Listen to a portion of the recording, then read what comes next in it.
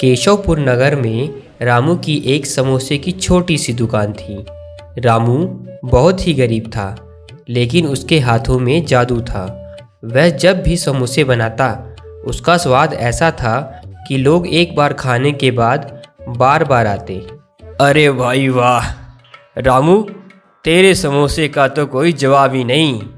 मन करता है बस खाते ही जाओ। आप बिल्कुल सही कह रहे हैं। रामू के समोसे खाए बिना तो दिन अधूरा सा लगता है। इसके जैसे स्वादिष्ट समोसे तो दूर दूर तक कोई नहीं बनाता। रामू सुबह से शाम तक अपनी छोटी सी दुकान पर काम करता और खुश रहता। धीरे धीरे उसकी यह दुकान पूरे नगर में मशहूर हो गई। रामू ने देखा कि उसकी दुकान पर भीड़ बढ़ रही है। यह देखकर उसके मन में लालच जागा और उसने सोचा, अगर मैं समोसे में थोड़े आलू कम कर दूं और तेल सस्ता इस्तेमाल करूं तो मेरा मुनाफा 2 गुना हो जाएगा। और दाम भी थोड़े बढ़ा देता हूं, इससे मैं ज़्यादा पैसे कमा सकता हूं। पहले उसने समोसे के दाम बढ़ाए, फिर उसने आलू और मसाले कम कर दिए और घटिया तेल का इस्तेमाल करना शुरू कर दिया। शुरुआत में लोगों ने ध्यान नहीं दिया, लेकिन धीरे धीरे समोसे का स्वाद खराब होने लगा। एक दिन रामू की दुकान पर एक पुराना ग्राहक आया जो रोजाना उसके समोसे खाया करता था। उसने रामू से कहा, अरे रामू, अब तेरे समोसे पहले जैसे नहीं रहे। अब इसमें ना तो स्वाद है और ना ही ताजगी। तुमने अपने सामान में कुछ बदलाव किया है क्या? अरे नहीं नहीं भैया, सब कुछ वैसा ही है, बस महंगाई थोड़ी बढ़ गई है। आपको ऐसा लग रहा होगा।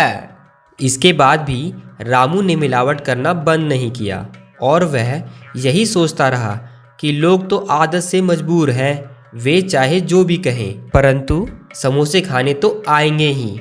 लेकिन रामू ने जैसा सोचा था वैसा नहीं हुआ। समोसे का स्वाद खराब होने की वजह से धीरे धीरे लोगों ने उसकी दुकान पर आना कम कर दिया। रामू को समझ नहीं आ रहा था कि उसकी दुकान पर भीड़ क्यों घट रही है। हे भगवान, ये क्या हो रहा है?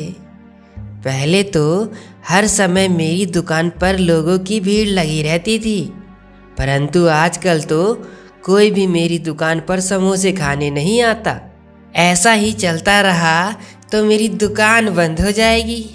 ऐसा करता हूँ, समोसे के दाम और कम कर देता हूँ। इससे मुझे मुनाफा तो कम होगा, लेकिन ग्राहक तो बढ़ जाएंगे।